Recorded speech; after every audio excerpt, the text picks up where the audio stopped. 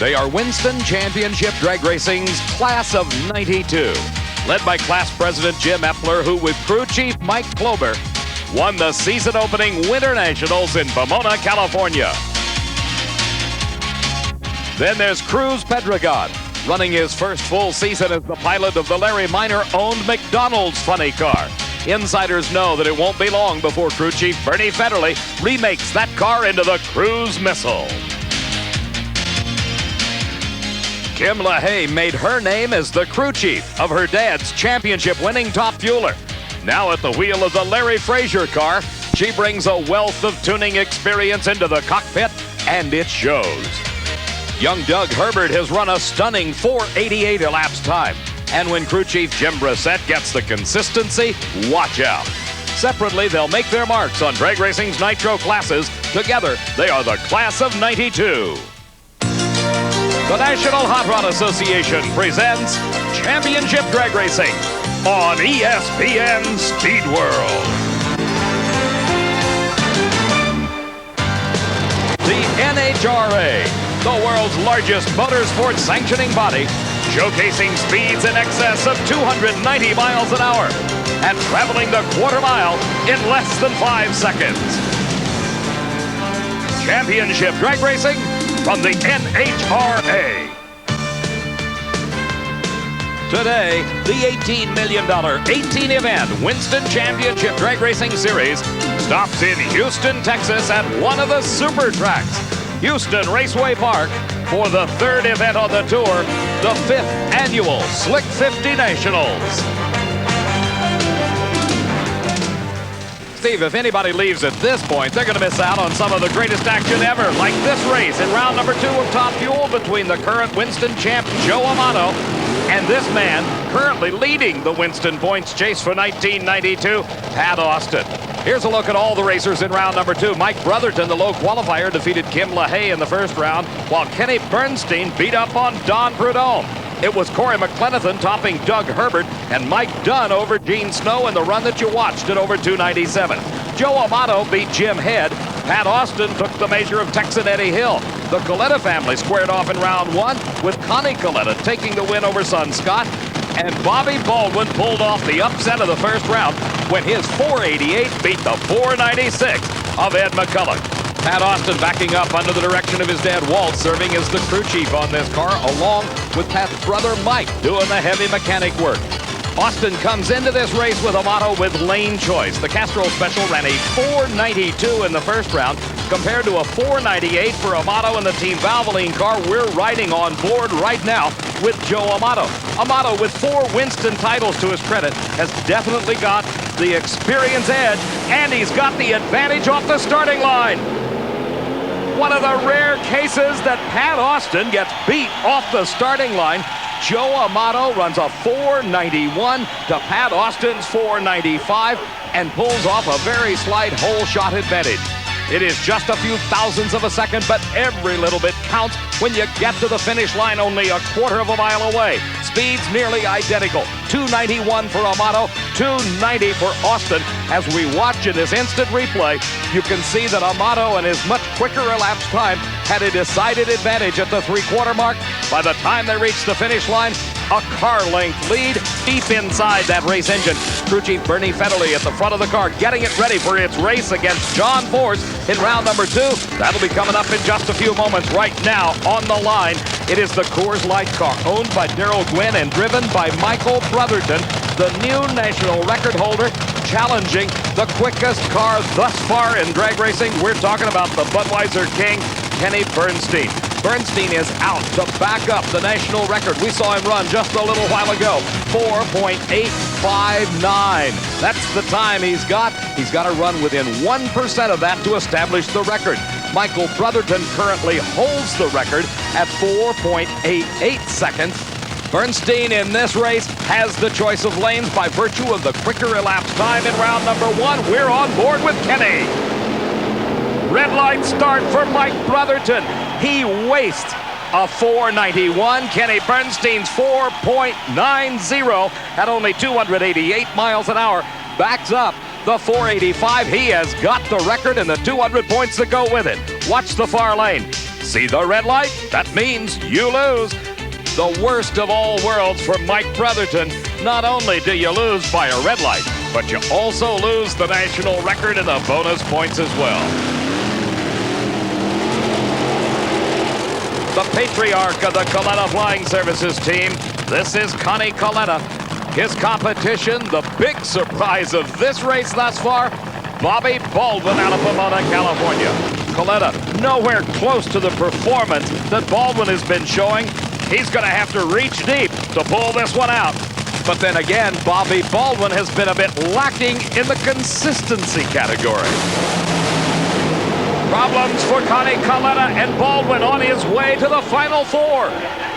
He sort of coasted across the finish line. His elapsed time only a 5:04 at only 252 miles an hour, indicating there may be some problems with that race car.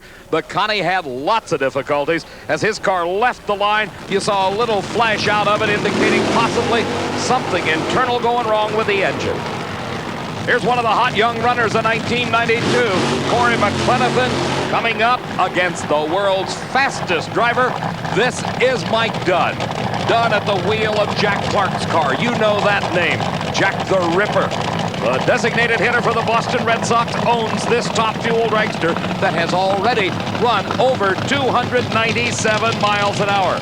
His crew chief, Larry Meyer, regarded by his peers as one of the finest nitro crew chiefs this sport has ever seen. For Corey Mack, he credits his dad and mom, Dick and Carol McClenathan, for his racing effort, and it has been superlative thus far with this brand new car. Dunn moving into the cockpit only one race ago, back at Phoenix just 2 weeks ago, out of the funny car wars.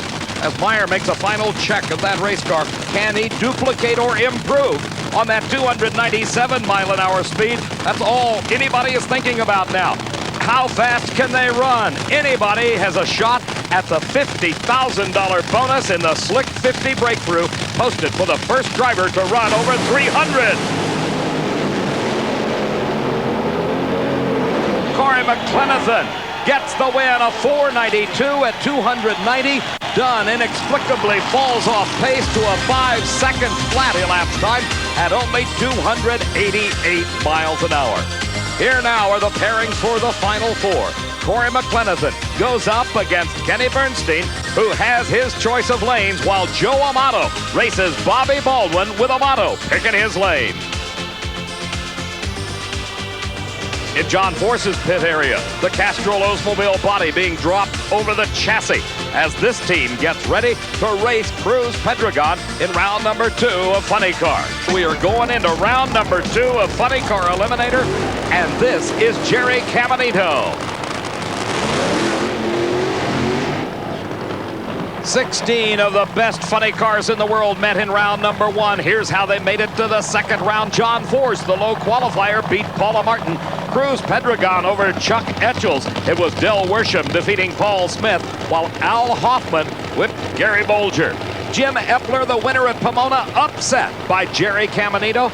Gordon Mineo, who'll be racing Caminito here in the second round, defeated Gary Clapshaw.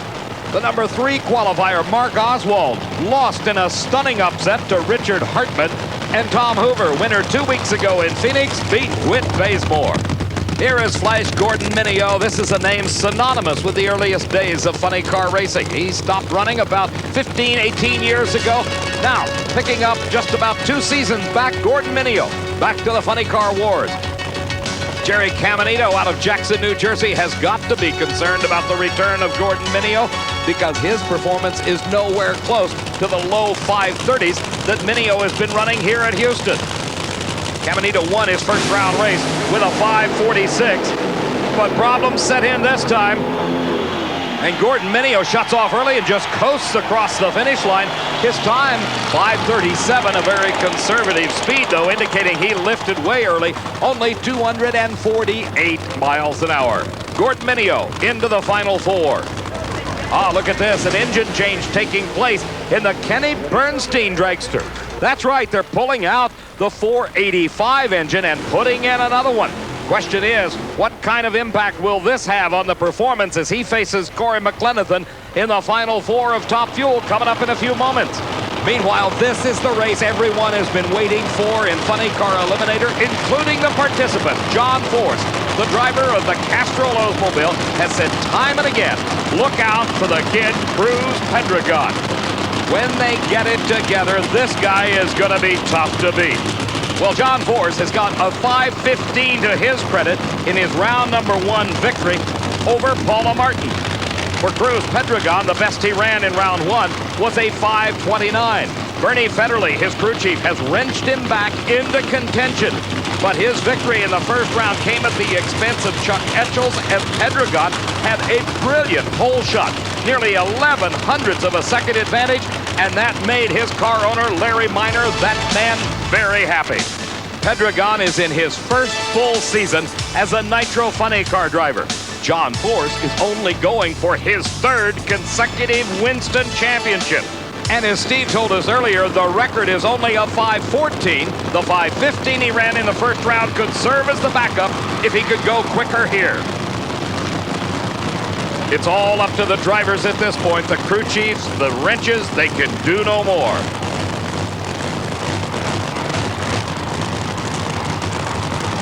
You're on board with John Force. And look at Cruz Pedregon out in front of him. Across the finish line, Pedregon wins the race, and he does it again by his driving ability. 5:18 his elapsed time at only 276 miles an hour. Watch this in replay. This race was won on the starting line.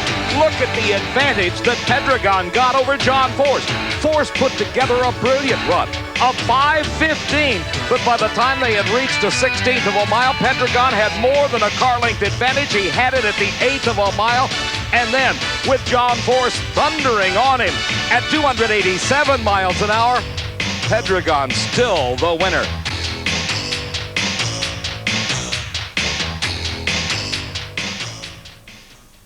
Olympic report. Raceway Park gets a lot of work going on in the Corey McLenithan pit area, getting ready for their race with Kenny Bernstein. Down on the ground, that's Paul Smith.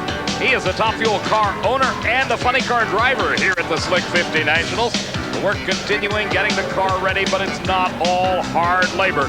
Sometimes you just gotta beat that Tetris game. That's what Carol McLenithan says. On the racetrack, it's Funny Car Eliminator round number 2. This is the blower drive service special of Al and Helen Hoffman. Real success has followed this team since the addition of Tom Anderson as his crew chief. Al gives a lot of credit to Tom and the innovative ideas he has. That's Tom right now getting ready to close the escape hatch and make a final check under the Dodge Daytona body. Slight adjustment of the fuel injection system. Meanwhile, they're up against the 1991 Rookie of the Year, Del Worsham. At the age of 22, he's driving his daddy's Oldsmobile, qualified very well in the number 4 spot and beat Paul Smith in the first round. For Al Hoffman, his qualifying time was a 5:29 for the number 5 position. He defeated Gary Bolger in his first round confrontation. The Worsham car, winner of 2 races last season. The Hoffman car, winner of 2 races a year ago. Worsham falling far behind, and problems set in as Al Hoffman streaks through the quarter mile to a 5:28 at 273. That advances him to the final 4 of Funny Car. This is Richard Hartman, another of the young great drivers this sport has developed over the last few years. The family operation a year ago, teaming up this year with Ray and Shirley Strasser to field the Insanity Corvette. For Hartman, he qualified 14th at a 5:51. His competition is Tom Hoover, another family operation. This one dates back over 2 decades in the sport. He qualified 6th with one of those 5:30s I told you about just a few moments ago. Surprisingly, the best speed he's been able to muster is somewhere under 250 miles an hour. So look out when Hoover gets it all together. Hartman must have been worried about that. Look at the red light showing. Hoover not about ready to give up, though. There's another one of them. 5:35, his speed now, only 238 miles an hour, but more than enough to advance him into the final 4. Tom Hoover marching his way to yet another possible final round appearance. In instant replay, you could see how early Richard Hartman was. By several hundredths of a second, he was way too quick on the starting line lights. The automatic win for Hoover moves him to the Final Four challenge against Gordon Mineo. Hoover holding the lane choice. The other pair, Al Hoffman's got the honor of racing Cruz Pedregon, and obviously Pedregon at 5:18 picks his lane. Meanwhile, back in the Bobby Baldwin pit area, they've got to be wondering, can we run another 488? We've got to run the current Winston champion in the Final Four of Top Fuel Eliminator in just a few moments. Here's how our semifinalists reached this point. Bruce Allen defeated Gary Brown in the first round, then the Pontiac of Jim Yates in the second round, while Mark Powick topped Harry Scribner round number 1. And Bob Glidden's forward in the second round. Glidden, though, running better than he has in quite some time, a 7:18 best. Meantime, Ricky Smith defeated Jerry Haas in the first round, Joe Lapone Jr.'s Chevrolet in the second, while Jerry Ekman topped Lucinda McFarland and Larry Morgan in a pair of Oldsmobiles. Mark Powick's beginning to amass a statistical record that he's not necessarily so happy with, and that is runner-up finishes. He has been in the finals of Pro Stock 5 times, has yet to take a victory. Bruce Allen sacrificed lane choice in this round by 1/1000th of a second. Powick ran a 7.218 in round 2. Allen a 7.219. Powick picks it. The 500 cubic inch engines beginning to roar to some 9,000 horsepower as they leave the starting line. A red light for Bruce Allen, and Mark Powick goes to yet another final round. Elapsed time for Powick, 7.22 seconds. Bruce Allen wasted a 7:18 at 191, but with the red light showing, you lose automatically. The red light comes when you leave the starting line before the green light comes on. It cost Allen a shot at the title. Here's the hottest driver in Pro Stock racing today, the Pennzoil Pontiac, driven by Jerry Ekman, the team of Orndorff and Ekman, formerly out of Ventura, California, moving back to Newark, Ohio during the winter to be closer to the racing season. They are alongside the STP Pontiac. Spinning the wheels is Ricky Smith. You gotta watch Smith. He is exceptionally good at the starting line. But Jerry Ekman has been phenomenal this year. The advantage here going to Ricky Smith. And something goes wrong in the Pontiac of Jerry Ekman, and Ricky Smith goes to the finals to race Mark Powick. 7:23 at 190 miles an hour. The lane choice battle goes to Powick. I can state one true fact at this point. We will have a brand new winner in Pro Stock, a first-time ever champion, as Mark Powick races Ricky Smith for the Slick 50 title. You're on board with Joe Amato. Alongside of him, creeping into the staging beams, is Bobby Baldwin, the upset master of this race thus far. And Joe Amato's got to be thinking about the fact that he has never made it past the Final Four in the first 2 races of this year. On board with Joe Amato. He goes to his first final this season. Here's Corey Mack. The McLenathan family operation with Jimmy Prock, his crew chief. The lane choice going to the Budweiser King, Kenny Bernstein. Remember, Dale Armstrong and Wes Cerny, the 2 guys that head up the very talented team that works on this dragster, pulled an engine change between the second round and here the Final Four. Question is, will this engine perform up to the standards of the 485 motor that set the new national record for Bernstein? The important thing to remember about elapsed time records is that you earn an additional 200 bonus points, the same amount that you get for a round win in racing. Bernstein streaking to the finish line, and look at this! Another national record, 484. At the second fastest speed ever recorded, 296.93 miles an hour. This car just thunders through the quarter mile. Off the starting line, it's fairly equal. A slight advantage to Corey McLenathan. He ran 495 on this run.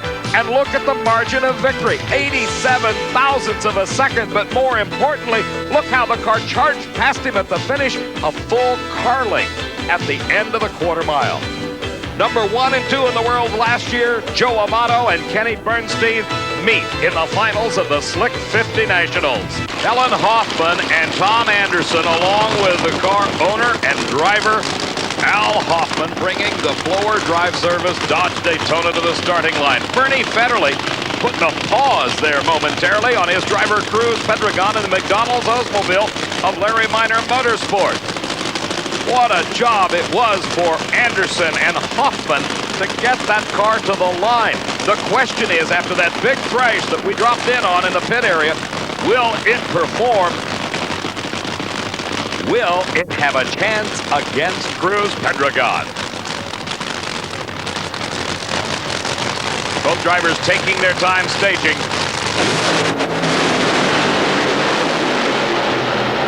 Pedregon on a tremendous run. The quickest elapsed time in the history of drag racing for a funny car, 5.10. The winner here has got the unenviable task of having to race Cruz Pedregon. Oh, Tom Hoover gets close to the guardrail, and it will be Flash Gordon Mineo in his first ever final round appearance. 5:34 at 250 miles an hour. Howick, the last to stage. The advantage, believe it or not, to Howick. Smith trying to charge on him, and look at that, just inches, and Mark Howick wins his first ever national event title. Gordon Mineo has got the engine running. He is at the starting line without a long burnout. His wife looking on intently as Gordon brings the car to the starting line. His son Jason is the crew chief on this entry. Remember, these tires must be in an elevated temperature to work properly. That's why the long, smoky burnouts, they heat them up. Cruz Pedregon's got a lot at stake in this run. He's got a shot at the quickest elapsed time record ever for funny cars. Any break in concentration could spell disaster. Problems for Mineo. He won't make the run.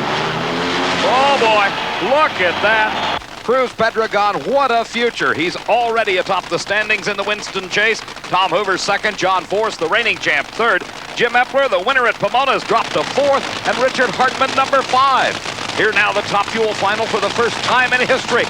Onboard cameras on both the Kenny Bernstein Budweiser King and the Team Valvoline car of Joe Amato. The question is, can Bernstein run the quick times? Amato's out in front. Bernstein shuts off after he smokes the tires. Joe Amato and his consistency wins the race. His elapsed time, 4.91 at over 292 miles an hour. He ran a good one in the final. Bernstein up in smoke, even though he had the quicker reaction time off the starting line. In replay, Bernstein in the near lane got a very slight advantage, but it went away quickly as he was loaded for bear.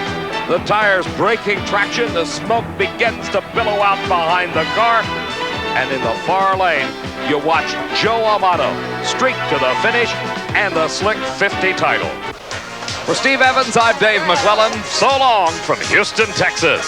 The 1991 NHRA Slick 50 Nationals has been brought to you by Valvoline. People who know use Valvoline. And by Budweiser, the king of beers with that clean, crisp, cold taste. Nothing beats a Bud. And by Fram oil filters. Fram, you can pay a little now or a lot later. Coverage of the NHRA Slick 50 Nationals has been a presentation of Diamond P Sports in association with ESPN.